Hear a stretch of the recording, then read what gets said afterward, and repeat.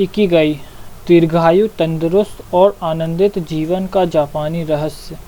Hector Garcia, Francis Miralles. अनुवाद Prasad ढापरे। Fourth, flow की खोज। कार का और खाली समय का इस्तेमाल अपने विकास के लिए कैसे करें? हम जैसा हमेशा करते हैं वैसे बनते हैं, इसलिए उत्कृष्टता कोई क्रिया नहीं है, यह तो हमारी आदत है।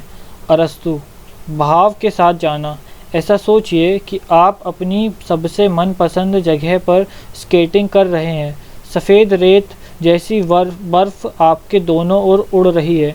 माहौल एकदम खुश मिजाज है और आपको बड़ा आनंद आ रहा है। आपका पूरा ध्यान स्केटिंग पर है। कौन से समय कौन सी हलचल करनी है यह आपको पक्का पता है। वहाँ ना भूतकाल है ना ही भविष्य, वहाँ तो सिर्फ वर्तमान का अस्तित्व है। आप बर्फ़ का आनंद ले रहे हो। स्केटिंग करने में आप इतने मस्त हो गए हो कि स्केटिंग, आप और सजगता, ये तीनों बातें तीन न रहकर एक हो गई है। आप एक क्रिया में डूब जाते हो और दूसरा कोई भी ख्याल आपके मन में नहीं आता है, ना ही आपको तकलीफ़ देता है। उस वक्त आपका अहंकार भी जैसे गायब हो गया है और आप उस क्रिया का ही एक अंग बन चुके हो। कुछ लोगों को यही अनुभव गाड़ी चलाते वक्त, तो कुछ लोगों को कुदरत के साथ, तो कुछ लोगों को पहाड़ चढ़ते वक्त होता है। कोई चित्र बनाते वक्त चित्र में, तो कोई गाना गाते वक्त संगीत में खो जाता है, उस कार के साथ एक रूप हो जाता है। Be water my friend. इस पंक्ति में ब्रूस ली ने एक रूपता के अपने अनुभव को बयान किया है। हम में से सभी ने कभी न कभी एक रूपता का अनुभव किया होगा। जब हम अपना सबसे पसंदीदा काम करते हैं तो हमें अपनी इंद्रियों का और समय का कोई अनुभव नहीं होता है। कुछ लोग खाना बनाने लगते हैं और घंटों बीत जाने के बाद भी उन्हें पता नहीं चलता। कुछ लोग दोपहर में कोई किताब पढ़ने बैठते हैं और खाना पीना भूलकर उसमें खो जाते हैं। हम तालाब में तैरने या समुंदर में खेलने जाते हैं तो हमने समुंदर में कितना समय बिताया है, यह दूसरे दिन दर्द करने वाला शरीर ही बताता है। इसके उलट जब भी हम कोई नापसंद काम करते हैं तो समय बीतता ही नहीं है। हम हमेशा घड़ी की तरफ देखते रहते हैं, ना वह आगे बढ़ती है और ना ही हमारा काम। अल्बर्ट आइंस्टाइन सापेक्षता के नियम के बारे में हंसी मजाक में कहते थे कि अगर आपने गैस के ऊपर हाथ रखा तो 1 मिनट भी 1 घंटे जैसा लगता है। वही अगर आप किसी सुंदर लड़की का हाथ पकड़कर बैठे हो तो 1 घंटा भी पल भर जैसा लगता है। यही असली सापेक्षता है। इसमें सबसे महत्वपूर्ण और समझने वाली बात यह है कि जो काम किसी एक को पसंद आता है वही दूसरे को तकलीफ़ दे लगता है। ऐसा कौन सा काम है जिसे करते वक्त हम सबसे ज़्यादा आनंदित होते हैं और समय को भूलकर उस काम में पूरा डूब जाते हैं, सभी समस्याओं को भूल जाते हैं? इस सवाल का जवाब ढूंढना ही इकिगाई की खोज है। भाव की शक्ति। मनोवैज्ञानिक सिसेक्स जैन मिहाली के मन में भी यही सवाल खड़े हुए थे और उन्होंने उनके जवाबों की खोज की। किसी काम के साथ एक रूप हो जाना, उस काम को करते वक्त पूरा होश खोकर उसमें खो जाने की अवस्था को उन्होंने फ़्लो नाम दिया। उन्होंने बताया कि फ़्लो मतलब ऐसी अवस्था जिसमें हम आनंदित, उत्साहित व सृजनशील जीवन जीते हैं और तन मन खोकर उस कार्य में जुट जाते हैं। जैसे इकिगाई को जानने का कोई सूत्र नहीं है, उसी प्रकार से फ़्लो में जाने के लिए भी कोई विधि नहीं है। उस अवस्था में पहुंचने के लिए और उसी अवस्था में रहने के लिए अनुभव की आवश्यकता होती है। इस अनुभव को पाने के लिए हमें अपने आप को ऐसे कामों में व्यस्त करना चाहिए जो हमें इस अनुभव के नज़दीक लेकर जाते हो। चॉकलेट, टीवी, ड्रग्स और मद्य जैसी क्षणिक व नकली आनंद देने वाली चीज़ों में ना फंसते हुए हमें उच्च स्तर का और स्थायी आनंद खोजने की आवश्यकता होती है। सिसिक्स जेन मिहाली ने flow the psychology of optimal experience नामक पुस्तक में फ्लो के बारे में लिखा है कि इस अवस्था में इंसान अपने कार्य में इतना खो जाता है कि आसपास में क्या घट रहा है इससे उसको कोई फ़र्क नहीं पड़ता है। वह कार्य ही उसके लिए प्रेरणा का सबसे बड़ा स्रोत होता है। उस काम को करने से जो फ़ायदा होने वाला है उसके बारे में ना सोचते हुए सिर्फ काम करना ही उसे ज़्यादा आनंद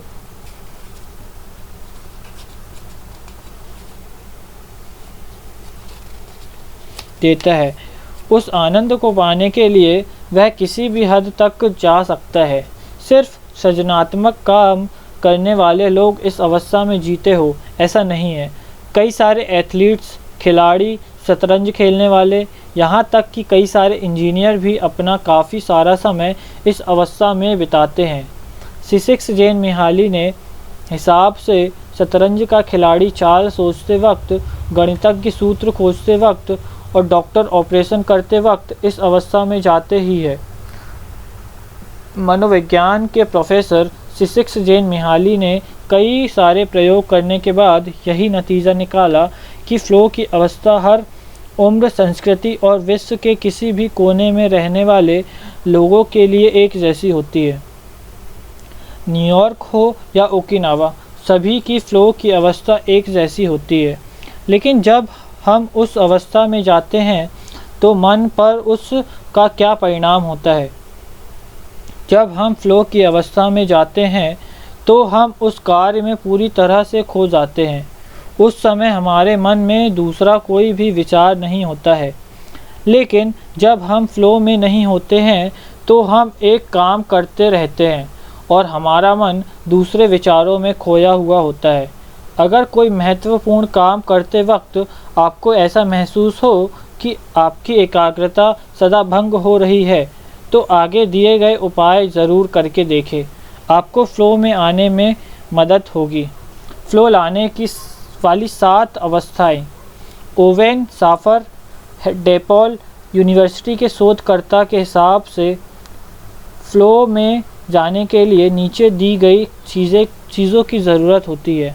क्या करना है इसका पता होना आवश्यक है। कैसे करना है यह पता होना चाहिए।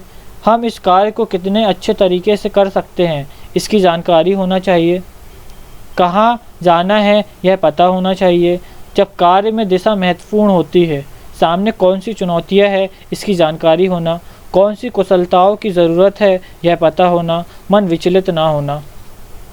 उपाय पहला, मुश्किल काम खोजें लेकिन ज़्यादा कठिन ना हो। स्कैफर की कार्य प्रणाली कहती है कि ऐसा कोई काम खोजे जिसे करने में थोड़ी कठिनाई हो। हमारी आराम सीमा से वह काम थोड़ा बाहर का हो। हर काम के अपने नियम होते हैं और हमें उस नियम के आधार पर ही वे काम करने पड़ते हैं। इसी तरह उन कामों को पूरा करने के लिए हमें कुछ कुशलताओं की भी आवश्यकता होती है। हम जो काम कर रहे हैं उसे करने के लिए अगर कम कुशलता की आवश्यकता हो तो हमें कार्य को करने में मज़ा नहीं आता, वह कार्य हमें बोरिंग लगता है। इसके विपरीत अगर कोई काम हमारी क्षमता के बाहर का हो और उसे पूरा करने से ज़्यादा गुणवत्ता और कुशलता की ज़रूरत होती हो तो उस काम को अधूरा छोड़ने की संभावना ज़्यादा होती है। ऐसा होता है तो दोगुना नुकसान होता है। एक तो वह काम नहीं होता और उसकी वजह से जो निराशा आती है उससे नया काम करने की प्रेरणा नहीं मिलती। इन दोनों का सुवर्ण मध्य पाना ही मूल संकल्पना है। इसलिए अपनी क्षमता से थोड़े बाहर का लक्ष्य तय करें। इससे हमें प्रेरणा भी मिलती रहेगी और चुनौती का भी एहसास होगा। इसी वजह से अर्नेस्ट हेमिंग्वे कहते हैं कि कभी कभी मैं अपनी क्षमता से भी ज़्यादा अच्छा लिखता हूँ। काम करते वक्त हमें हमेशा नई चुनौतियों का सामना करते रहना चाहिए। इससे हमें ऊर्जा मिलती रहती है।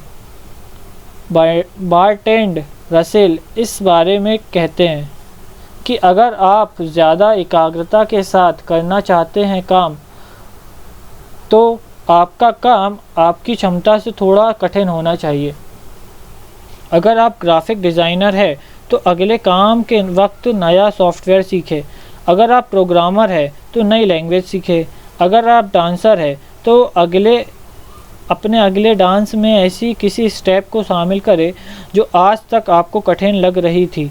हर बार काम करते वक्त उस कार्य में कोई ऐसी बात जोड़े जिससे आपकी आराम सीमा टूटे। पढ़ने जैसे छोटे से कार्य में भी हमें कुछ नियमों का पालन करने की आवश्यकता होती है। उसके लिए भी कुछ गुणों की और ज्ञान की आवश्यकता होती है। जैसे अगर हमने quantum mechanics for special physics विषय की किताब पढ़ने के लिए ली और हमें फ़िज़िक्स के बारे में कोई जानकारी ना हो, तो हम कुछ ही मिनट में उस किताब को नीचे रख देंगे। या हम किसी ऐसी किताब को पढ़ें जिस विषय में हमें पूरी जानकारी हो, तो भी हम उस किताब को तुरंत नीचे रख देंगे। इसके विपरीत अगर हमने अपनी रुचि और अपनी दक्षता के हिसाब से किताब पढ़ने की शुरुआत की, तो हमें पढ़ने में आनंद भी आएगा और हमारी बुद्धि को चालना भी मिलेगी। साथ ही हम फ्लो में भी जाएंगे। यही आनंद है और फ्लो इस बात की पुष्टि करता है हम सही मार्ग पर और अपने इकिगाई के हिसाब से काम कर रहे हैं। आसान, चुनौतीपूर्ण, क्षमता के बाहर का। आलस, फ्लो, चिंता। आसान काम में आलस, चुनौतीपूर्ण काम में फ्लो, क्षमता के बाहर का चिंता होगी। उपाय 2, स्पष्ट और पक्का लक्ष्य तय करें। नियंत्रण के साथ खेले जाने वाले खेलों जैसे वीडियो गेम्स, सांप सीढ़ी, लूडो और मैदान पर खेले जाने वाले खेलों में फ्लो प्राप्त होने की संभावना ज़्यादा होती है। इसकी महत्वपूर्ण वजह यही होती है कि इन खेलों के पीछे का मकसद साफ होता है। तय किए गए नियमों की मदद से अपने दुश्मन को हराना ही इन खेलों का मकसद होता है। इसके साथ आपके जो भी रिकॉर्ड्स हैं उन्हें तोड़ना भी एक लक्ष्य हो सकता है। दुर्भाग्यवश इन खेलों में मकसद जितने स्पष्ट होते हैं उतने जीवन के बाकी कामों में नहीं होते। बॉस्टन कंसल्टिंग ग्रुप ने एक सर्वे किया था जिसमें उन्होंने कर्मचारियों को अपने बॉस के बारे में शिकायतें लिखने के लिए कहा था। इससे पता चला कि मल्टीनेशनल कंपनियों के ज़्यादातर कर्मचारियों की अपने बॉस के प्रति सबसे बड़ी शिकायत यही थी कि हमारे बॉस हमारी टीम को मिशन के बारे में सही तरीके से जानकारी नहीं देते हैं। इसकी वजह से यही समझ नहीं आता कि हमें क्या करना है।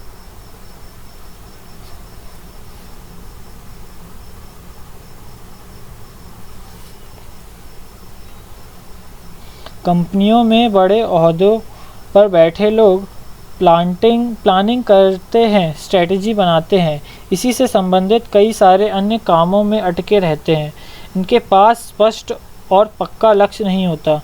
यह तो ऐसा ही है कि हम नक्शे के साथ समुंदर की यात्रा पर निकले, लेकिन यही पक्का ना हो कि कहाँ पहुँचना है। नक्शे से भी महत्वपूर्ण है कंपास, दिशा सूचक यंत्र का होना, जो हमें सही दिशा दिखा सकता है। MIT मीडिया लैब के डायरेक्टर जोई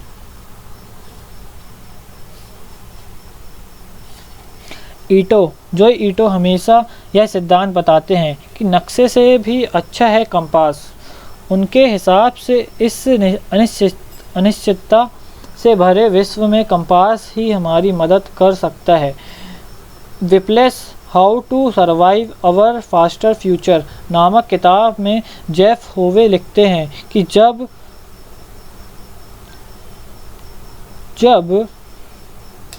आपके पास नक्शा होता है तो वह आपको ऐसी जगह पर ज़रूर लेकर जा सकता है जो शानदार होगी, लेकिन वहाँ पर जाना कई बार बेवजह और फिजूल खर्ची वाला भी हो सकता है।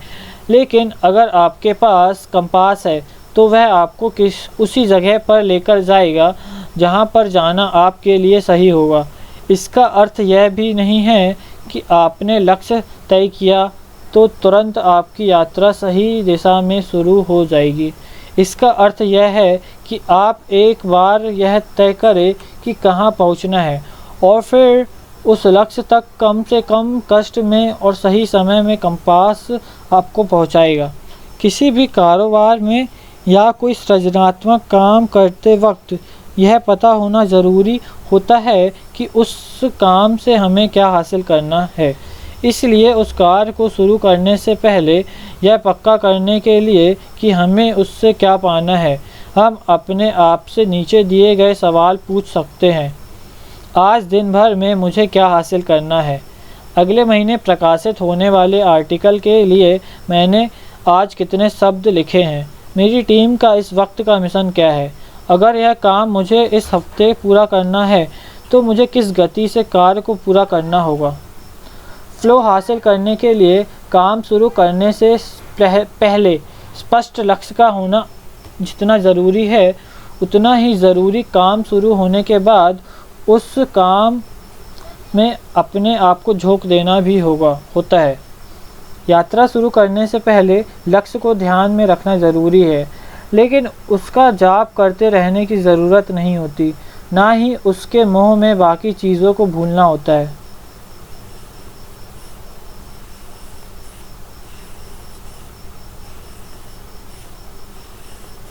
जब कोई खिलाड़ी ओलंपिक गोल्ड मेडल के लिए खेलता है तो उसके मन में 24 घंटे गोल्ड मेडल का विचार आना स्वाभाविक है। वह मेडल कितना आकर्षक होगा, ऐसे विचार तो उसे आने ही वाले हैं, लेकिन उसे ये भी विचार छोड़कर वर्तमान में जीना होता है।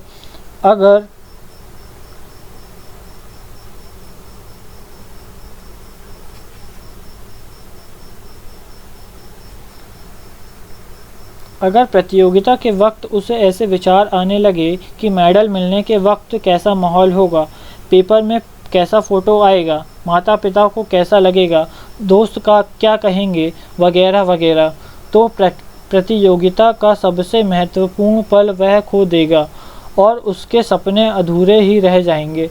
इतना महत्वपूर्ण विचार ही उसकी हर हार की वजह बनेगा। लेखक के साथ में कई बार ऐसा होता है। समझो कोई लेखिका है जिसे कादम्बरी लिखनी है। उसके सामने यह लक्ष्य भी स्पष्ट होता है कि उसे 3 महीने में वह कादम्बरी पूरी करनी है। रोज़ सुबह उठने के बाद वह यह तय करती है कि मुझे आज इतने पन्ने लिखने हैं, लेकिन दूसरे ही पल वह इस लक्ष्य को भूलकर पेपर पढ़ने, सफाई करने या ऐसे ही और कामों में व्यस्त हो जाती है। शाम तक कोई भी काम ठीक से ना होने की वजह से वह नाराज़ होती है। उस वक्त वह यही सोचती है कि कल सुबह ज़ोरदार शुरुआत करूँगी, लेकिन अगली सुबह फिर वही समय की बर्बादी शुरू हो जाती है। इस तरह दिन, हफ्ते, यहाँ तक कि महीने बीत जाते हैं, लेकिन लेखिका कागज़ पर कुछ भी नहीं लिख पाती है। अगर ये सभी बातें टालनी हैं तो पहला काम तो यही करना चाहिए कि कागज़ और पेन लेकर पहला शब्द लिखने की शुरुआत करनी चाहिए। उसके बाद दूसरा शब्द, फिर तीसरा शब्द, ऐसे लिखने की शुरुआत करनी चाहिए। इस तरह यदि एक एक शब्द के साथ उसने लिखने की शुरुआत की तो कुछ ही समय में वह अपने इकिगाई को पूरा करने में सफल हो जाएगी। एक बार आपने शुरुआत की और छोटे छोटे कदम उठाए तो अपने आप ही आपकी चिंता नष्ट हो जाएगी। फिर आपको फ़्लो की अवस्था प्राप्त होगी। फिर अपने आप फ़्लो में आप उस कार्य को पूरा करेंगे। अल्बर्ट आइंस्टाइन कहते थे कि आनंदित इंसान को वर्तमान में ही इतना आनंद मिलता है कि उसे भविष्य के विचारों में खोने की ज़रूरत ही नहीं होती।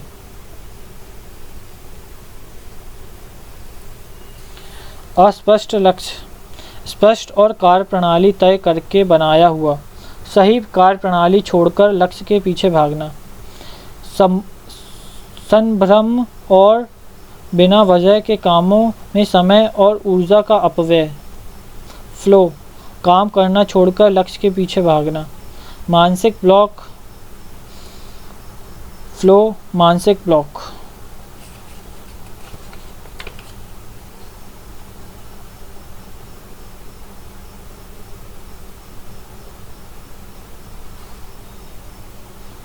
उपाय 3, एक ही लक्ष्य पर ध्यान केंद्रित करें। आज की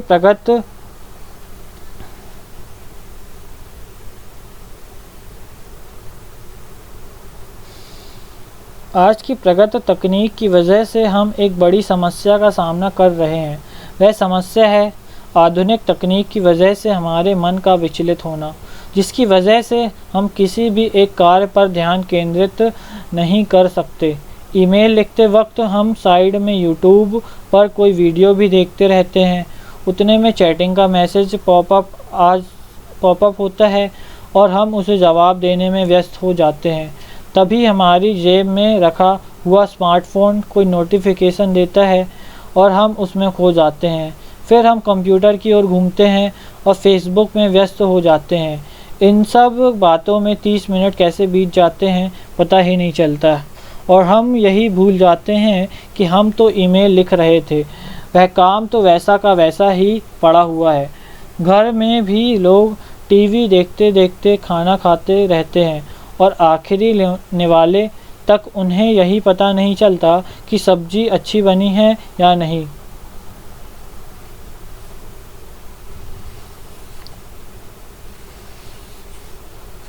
लोगों को यह गलतफहमी है कि एक साथ एक से ज़्यादा काम करने की वजह से उनका समय बचता है। अब यह साबित हो गया है कि इसका उल्टा ही परिणाम होता है। जो लोग मल्टीटास्किंग में माहिर होने का दावा करते हैं वे लोग भी ज़्यादा कार्यक्षम नहीं होते। असल में उनकी कार्यक्षमता बाकी लोगों से भी कम होती है।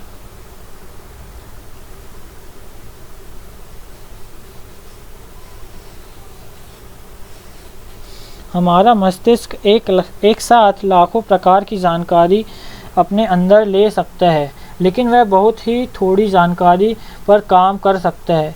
जब लोग कहते हैं कि वे मल्टीटास्किंग कर रहे हैं तो वास्तव में वे हमेशा एक काम से दूसरे काम की ओर छलांग लगाते रहते हैं। दुर्भाग्यवश हम कंप्यूटर की तरह काम में हुए तुरंत बदलाव को तुरंत स्वीकार नहीं कर सकते।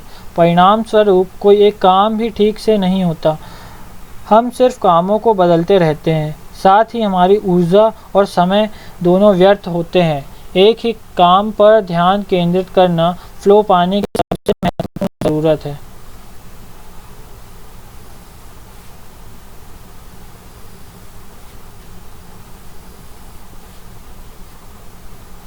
सिसिक्स जेन मिहाली ऐसा मानते हैं कि किसी भी काम को एकाग्रता के साथ करने के लिए दो बातों का होना ज़रूरी होता है। पहला, काम के लिए अच्छा माहौल। दूसरा, हम जो कर रहे हैं उसके बारे में आत्मविश्वास।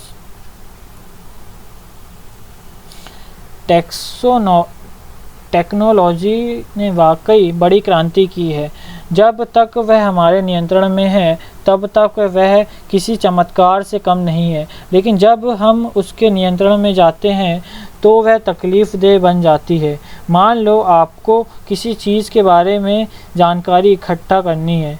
आप पूरी तैयारी के साथ कंप्यूटर के सामने जानकारी लेने बैठ जाते हो, लेकिन अगर आपका खुद पर नियंत्रण ना हो तो आप अपने विषय की जानकारी छोड़कर और कई सारी चीज़ों की जानकारी में खो जाते हो। वेबसाइट्स के जंजाल में फंसकर व्यर्थ समय गंवाते हो। यानी जो टेक्नोलॉजी आपको अपने लक्ष्य की ओर लेकर जाने वाली थी वही आपको आपके लक्ष्य से दूर लेकर जाती है। आज शास्त्र ने यह साबित किया है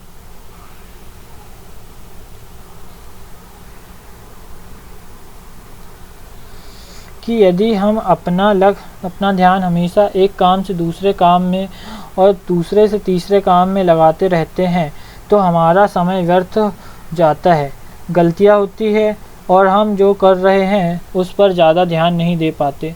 स्टैनफोर्ड यूनिवर्सिटी में क्लिफोर्ड इवहार नास ने अपने किए हुए परीक्षण के बाद कहा कि आज की पीढ़ी मल्टीटास्किंग की बीमारी से ग्रस्त है। उन्होंने कुछ विद्यार्थियों के साथ एक प्रयोग किया। वे विद्यार्थी एक साथ कितने काम करते हैं उसके आधार पर उनको गुटों में विभाजित किया। जिन विद्यार्थियों को मल्टीटास्किंग की आदत थी वे एक साथ कम से कम 4 काम करते थे। उसमें लिखना, किताब पढ़ना, गाना सुनना और स्मार्टफोन पर मैसेज का जवाब देना जैसे काम शामिल थे। ये सभी काम वे एक साथ करते थे और कभी कभी तो इतना सब करते वक्त ट्विटर भी देखते रहते थे। इस आधार पर उन्होंने विद्यार्थियों के कुल 4 गुट बनाए और उनको एक प्रयोग करने के लिए कहा। उनकी स्क्रीन पर कुछ लाल और कुछ नीले तीर दिखाए गए और यह गिनने को कहा गया कि उनकी संख्या कितनी है। पहले सभी बच्चों ने सही जवाब दिए। उनको वैसा करते वक्त कोई तकलीफ भी नहीं हुई।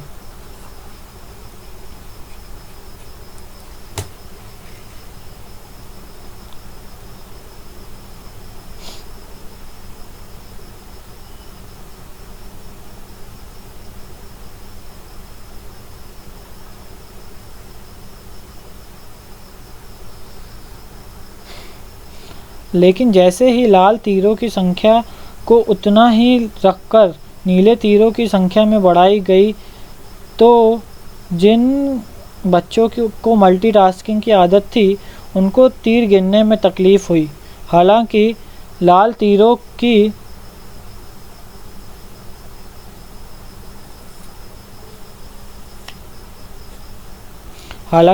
तीरों की संख्या उतनी ही थी, सिर्फ उनकी जगह बदल दी गई थी। इसकी वजह से यही थी कि उन्हें मुख्य कामों के साथ बाकी कामों पर भी ध्यान केंद्रित करने की आदत थी। उनके मस्तिष्क को वैसा ही प्रशिक्षण किया गया था। इसलिए जब नीले तीरों की संख्या बढ़ाई गई तो उनका मन विचलित हो गया। इस प्रयोग में लाल तीरों को नज़रअंदाज करके नीले तीरों को गिनने का काम था, लेकिन हर काम की ओर ध्यान देने की आदत की वजह से वह कठिन लगने लगा।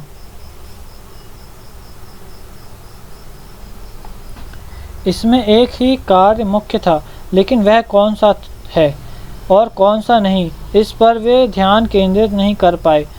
उनकी मल्टीटास्किंग की आदत से उनका नुकसान हुआ।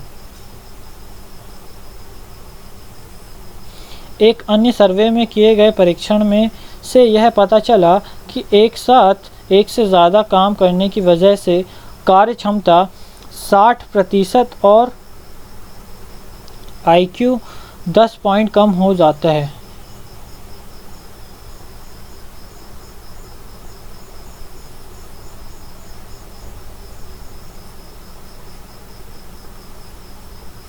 Swedish council for working life and social research नामक संस्था ने एक परीक्षण किया था, जिसमें उन्होंने 20 से 24 साल की उम्र के युवाओं का अध्ययन किया।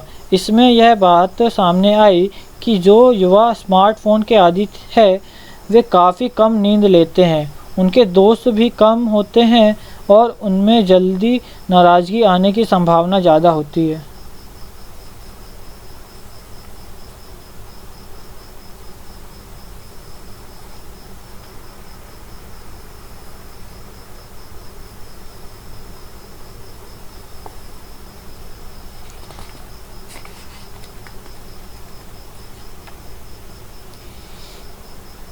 एक ही काम पर ध्यान केंद्रित करने के लाभ, मल्टीटास्किंग के नुकसान। एकाग्रता की वजह से फ़्लो की अवस्था जल्दी प्राप्त होती है। एकाग्रता यानी फ़्लो में जाना कठिन होता है। कार्य क्षमता ज़्यादा होती है। कार्य क्षमता 60% कम हो जाती है। काम में निरंतरता ज़्यादा होती है। चीज़ों को याद करना कठिन होता है। गलतियाँ कम होती है। गलतियाँ होने की संभावना ज़्यादा होती है। शांत और निश्चित तरीके से काम कर सकते हैं। हमारा काम पर नियंत्रण नहीं है, ऐसी शंकाएं उपस्थित होती है। हम अपने साथ काम करने वाले लोगों से मिलजुल कर काम करते हैं, इसलिए लोगों का हमारे ऊपर विश्वास बढ़ जाता है। हमेशा फ़ोन या इसी प्रकार की चीज़ों में उलझे होने की वजह से हमारे साथ काम करने वाले लोग नाराज़ होते हैं। सृजनशीलता बढ़ने में मदद होती है, सृजनशीलता कम होती है।